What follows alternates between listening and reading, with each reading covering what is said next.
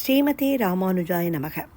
இன்றைக்கி திருப்பாவையில் என்ன பாசுரம் பார்க்க போகிறோன்னா, கறவைகள் பெண் சென்று காணம் சேர்ந்துன்போம் அறிவொன்றும் இல்லாத ஆய்குலத்து உந்தனை பிறவி பெருந்தனை புண்ணியம் யாமுடைவோம் குறைவொன்றும் இல்லாத கோவிந்தா உந்தன்னோடு உறவேல் நமக்கு இங்கு ஒழிக்க ஒழியாது அறியாத பிள்ளைகளோம் அன்பினால் உந்தனை சிறுபேர் அழைத்தனவும் சீறி அருளாதே இறைவா நீ தாராய் பறையேலோ எம்பாவாய்.